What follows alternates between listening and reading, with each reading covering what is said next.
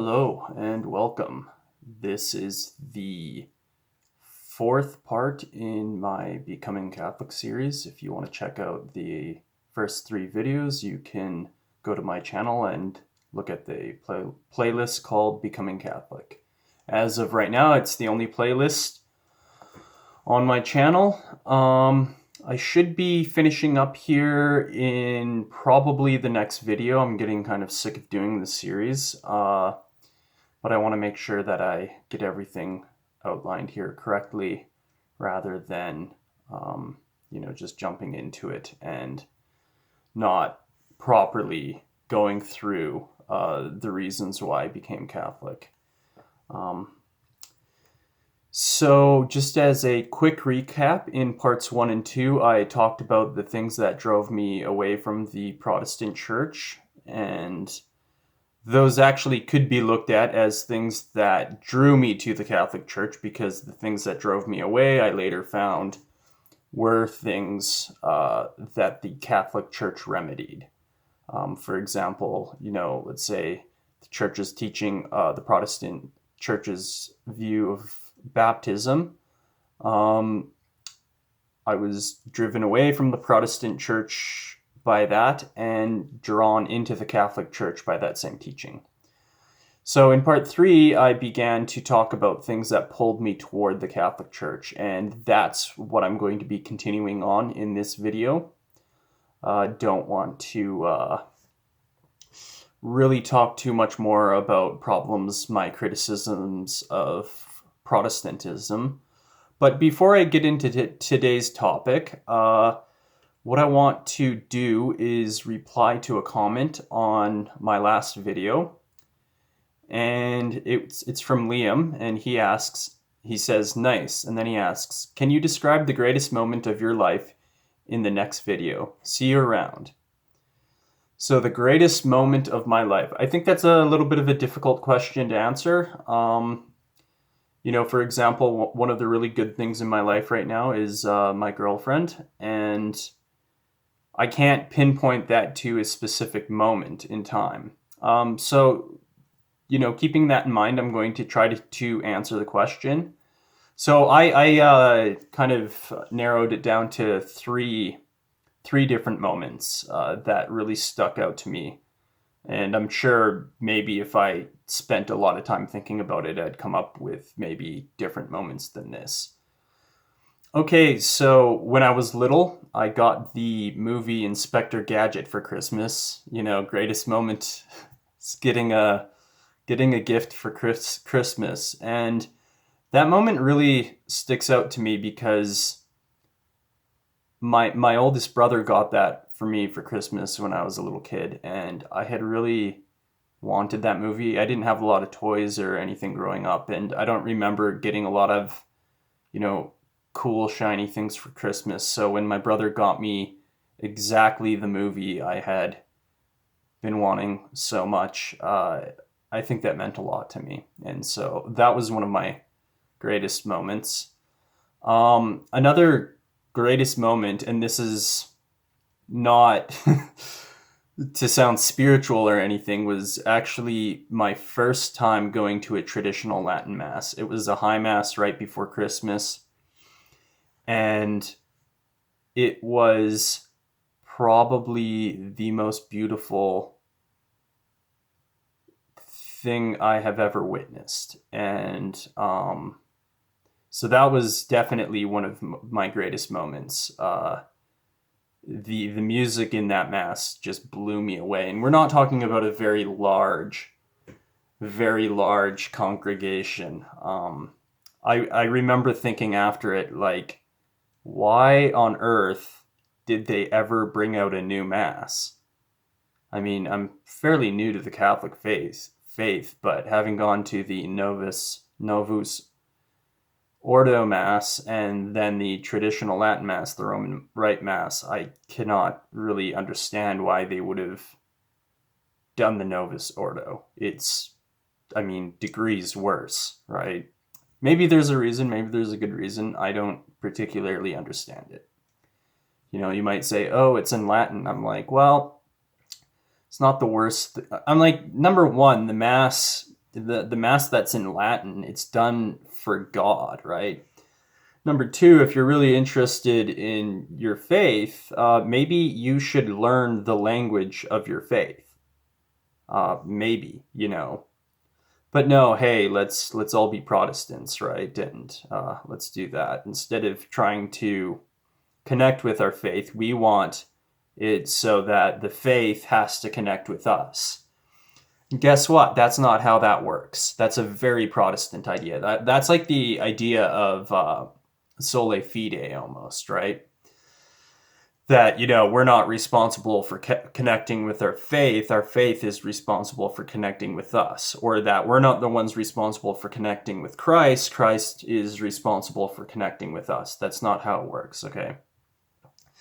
So that's interesting, because this actually has to do a little bit with my video series. I didn't even think that would come out. Traditional Latin Mass. Okay, and one last greatest moment of my life. It's kind of a combined moment. So there was the moment of finally understanding that I had ADHD and what that entailed, and then getting diagnosed and given medication for my ADHD. Those were pretty great moments in my life. Yeah, I would say those ones really stand out, because if you have ADHD or, oh my speaking of ADHD, get distracted by my strings here. If you have ADHD at all, or have any sort of mental illness, and you've lived pretty much your entire life with it, actually, ADHD is a disorder, a mental disorder. Whether that falls under the category of illness is another thing. But if you have ever had a disorder or mental disorder, or lived with something like that for your entire life, for me, it's been 29 years, and then you finally figure out what exactly it is that's wrong with you, that thing that you've never wanted to admit to yourself. But it's always been there in the back of your mind, like, you're wondering why it's so difficult for you to do things, or why it's so difficult for you in comparison with what you perceive to be what other people are accomplishing. And then you find out the reason for that. That's a huge weight off your shoulder. And then when you're finally able to, the medication doesn't get rid of ADHD, it just helps with the symptoms. But once you're finally able to have those symptoms, somewhat alleviated, it's very helpful. The difference between me being on medication and me off medication, it's a night and day difference. And so, yeah, huge difference in my life. So I just wanted to address that comment. There's going to be another comment that I want to address, but I was going to address it in this video, but I figured in addressing it, it's going to be what I'm probably going to be talking about in the next video. So let's jump into it here.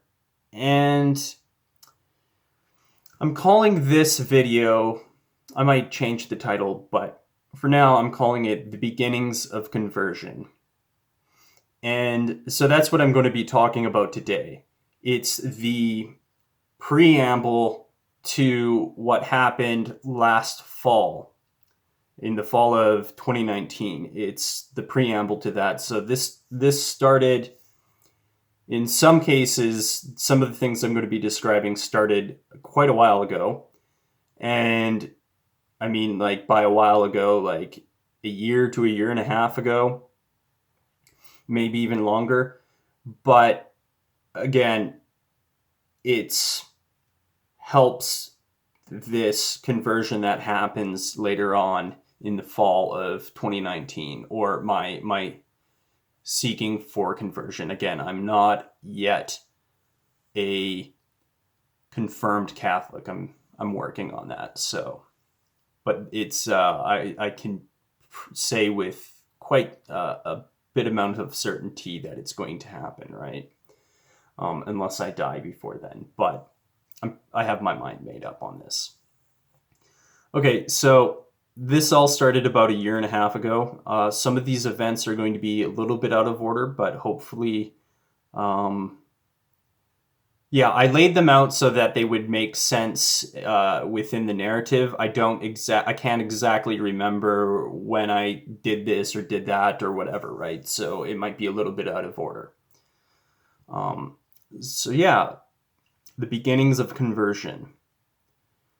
Okay, so my friend, a good friend of mine, friend I've been friends with for, well over 5 years, he converted to Eastern Orthodoxy.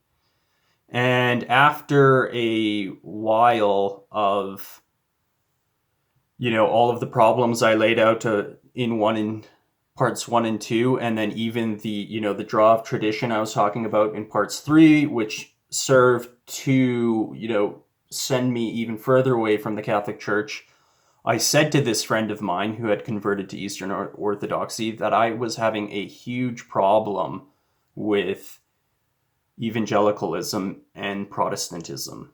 And he suggested that I listen to Father Thomas Hopko. I believe that's his name. He's an Orthodox priest. And he has this, he had this podcast, I don't know if he still does it, called Speaking the Truth in Love or something like that.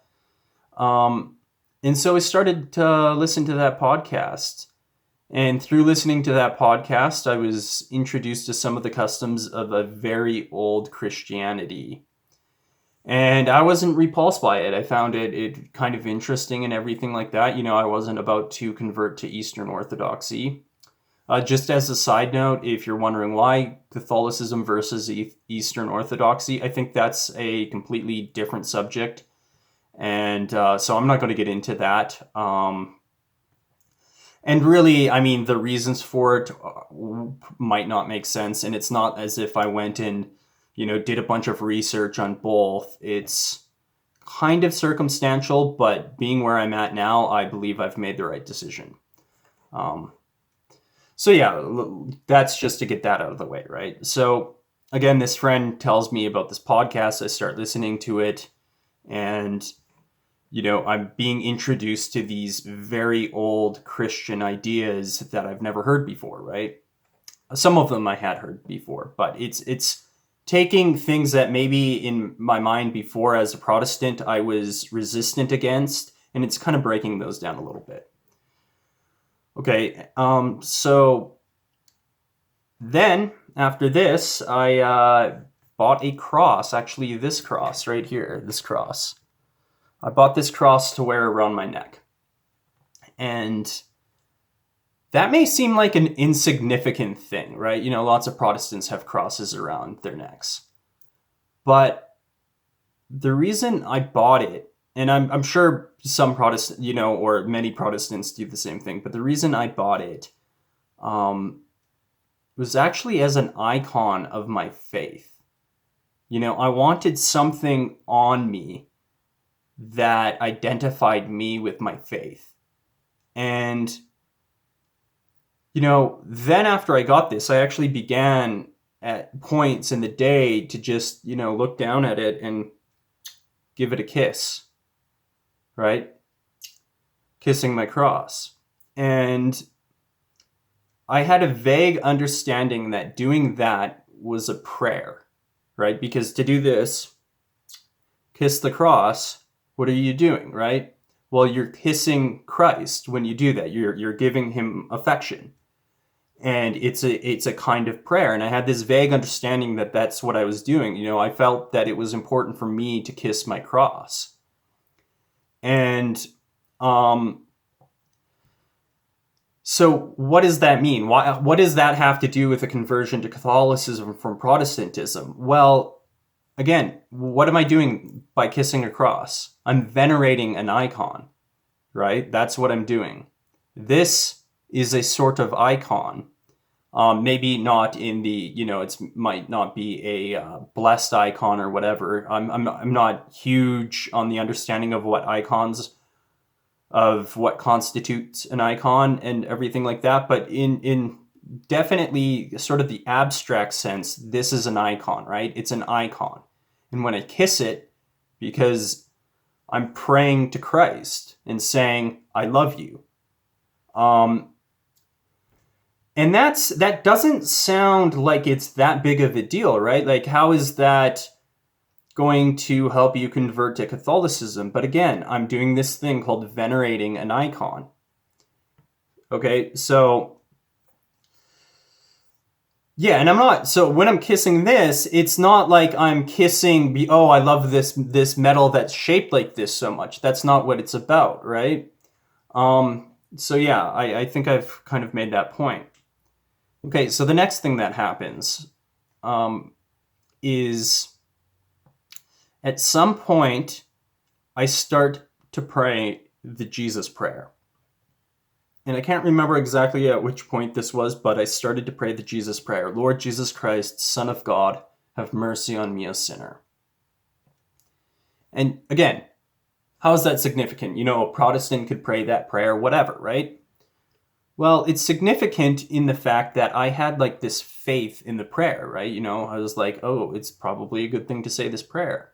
And I wasn't praying that much back then, right? And the thing is about the Jesus prayer is it's a rote prayer, right? It's not a spontaneous prayer. It's a rote prayer. That's kind of important for what's to come later on. Because, again, I'm having this idea that, you know, all prayer has to be spontaneous and whatever, kind of broken down. And I'll get into that more in the next video. But for right now, you know, I start praying this Jesus prayer and it seems to work and I like it and everything like that. Again, just a small thing. Then what happens? Well, then Notre Dame burns. I think if you're Catholic, everyone's going to remember this day. The day we all found out that Notre Dame was in flames. And again, I'm a Protestant at this point, and I cried when Notre Dame burned, when Notre Dame was in flames. I shed some tears for sure. And, you know, I had read The Hunchback of Notre Dame years before this. And in The Hunchback of Notre Dame, if you've ever read it, you get a really great understanding of the beauty of Notre Dame. I've never been there, obviously. Well, not obviously, but, you know, I've never been there. And just having read the book, actually the book in French is titled Notre Dame. I should probably try it in a bit of a French accent. Sorry, I can't do French R's. Notre Dame de Paris, right? Notre Dame de Paris, which is Notre Dame of Paris. I like that title better than the English title because at the center of that book is the Cathedral of Notre Dame. And from having read that book, I understood that the building was a very old building. And again, this is the question. How is this helping you convert? Or how is this the beginnings of conversion? Well, think about it. I'm a Protestant, right? And at that point, I'm a Protestant. And I'm watching a building burn. And it brings me to tears. Even though that building at that point wasn't mine, right? And yeah. But then I saw what I saw was people like on social media and stuff. People were like, "Oh, what's the big deal? You know, it's just some bricks and timber and stuff like that," and that really bothered me. Not only that, but people were saying things like, when the money was raised to restore this, icon of Christianity in the West, Western Christianity, not just Western Christianity, Western civilization, this icon of Western civilization, when people raised money to restore it, there were people on social media all over the place complaining that that money could have gone to feed the poor. Now, who does that remind you of?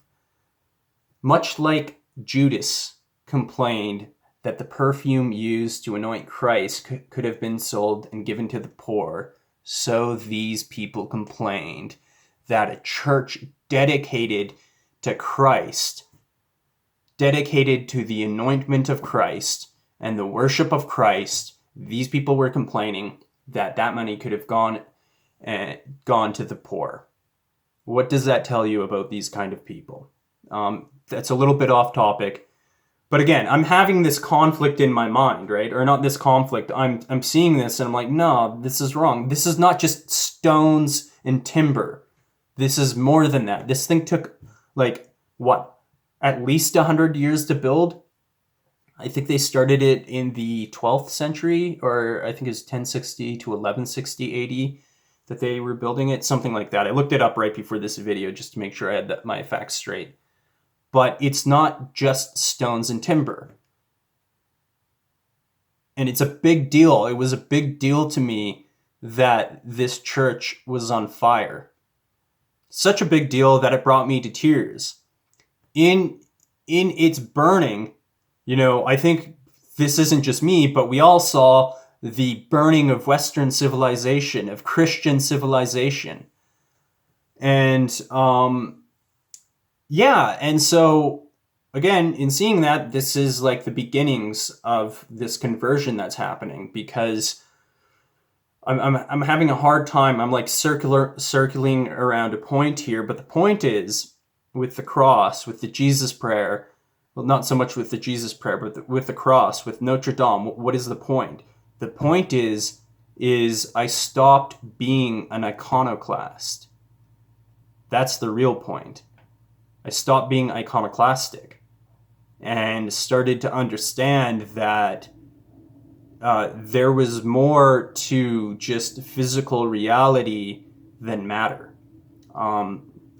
That something like this is more than just a piece of metal, right? That a church is more than just stones and timber. It's much more than that.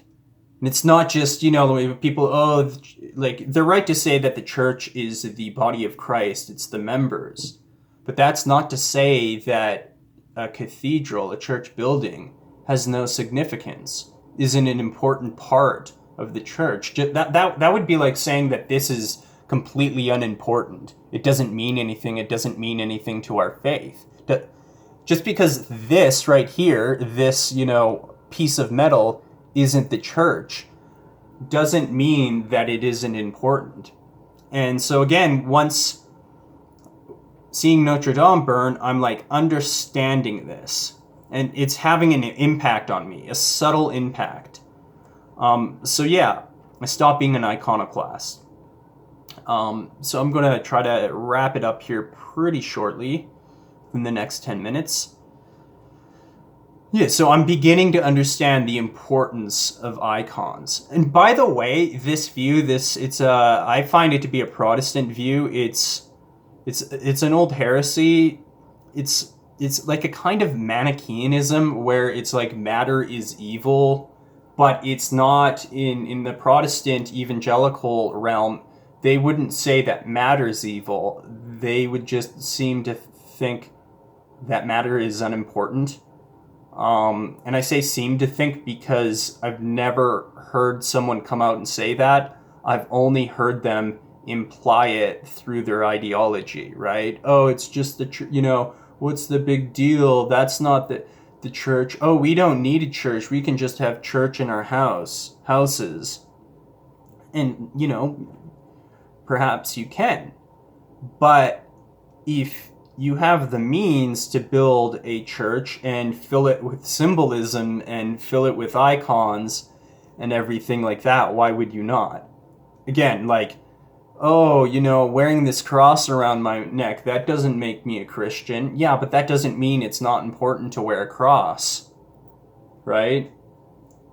That doesn't mean that it's not important to, kiss the cross. What we do and what we think and how we interact with matter matters, right? No pun intended.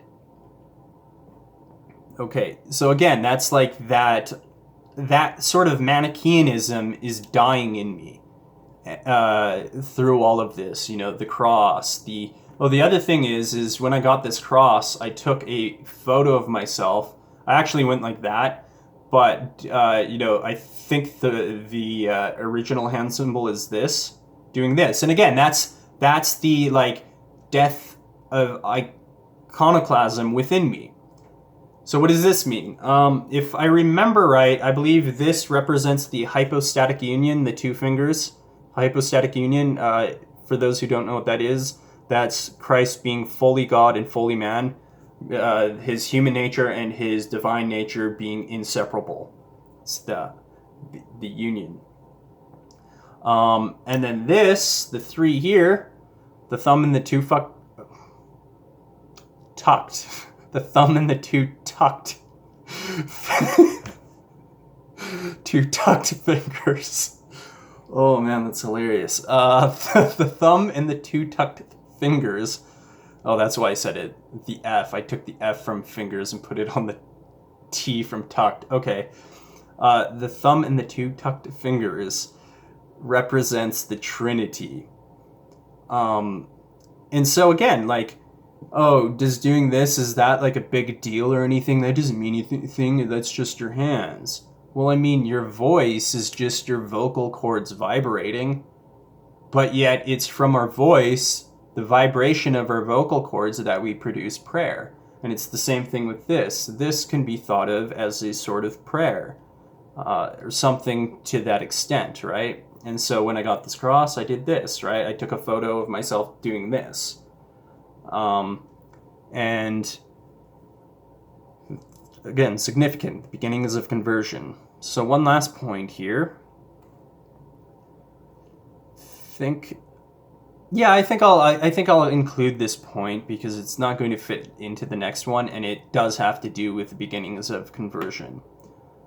So if you've ever read the Three Musketeers or the D'Artagnan trilogy, which the Three Musketeers is the first book of, you'll notice there's, it's of, I think it's, what is it, the 17th century France or something like that? I think that's where it takes place. Yeah, in the 1600s. Okay, so I read the first two books within that series, and I was really drawn toward the traditional Catholic society Dumas wrote about in those books. And so my brother, who also had read these books, thought they had an anti-Catholic message. And if you've ever read the books, you might know what I'm talking about. That's just because they have, like, they present, I think, like, a few of the characters, like, there's this cardinal that's really corrupt and everything. And so you see some of the corruption within the church. But that's actually not what I got out of it. What I got out of it was I saw a culture that was far more beautiful and pure than our culture. And it was because it was a Catholic culture within the book, right? And again, you could say, oh, it's not historically accurate, whatever, but okay, why does nobody write a book like that about a Protestant culture then? Right? It might not be historically accurate, but whatever, right? It still stands that the culture that's presented within the D'Artagnan romances is more beautiful. Also, this is just kind of, this point's a little bit off topic, but one of the fools in the story of the D'Artagnan romances, I think it's in the Three Musketeers actually, one of the fools ends up unwittingly helping the main villain in the story. Spoiler alert. And this fool is a Protestant. And actually, one of the main themes, or one of the themes of the first book, I believe it's the first book, The Three Musketeers, is this Protestant versus Catholic war that's going on. It's between the Huguenots and the French Catholics that's going on. And then in England, there's this Puritan who ends up unwittingly help the main villain because he's manipulated by her. And I remember reading that and being very upset at this character. And it wasn't because he was manipulated. It was because as I was reading this book, I was looking at this manipulation that was happening because of his faith. And I remember, like, despising the character for it. Not because he was manipulated, but because he had a false and rebellious faith. And I knew that when I was reading the book, and I despised this character. And because I saw within, like, it's really interesting. I saw within that character that's being used by this villain because of his faith, the downfall of Western civilization that was caused by Protestantism. And that, my friends, is the end of this video. I should probably just summarize really quickly. So yeah, main points in this video. I stopped being an iconoclast. And when I stopped doing that,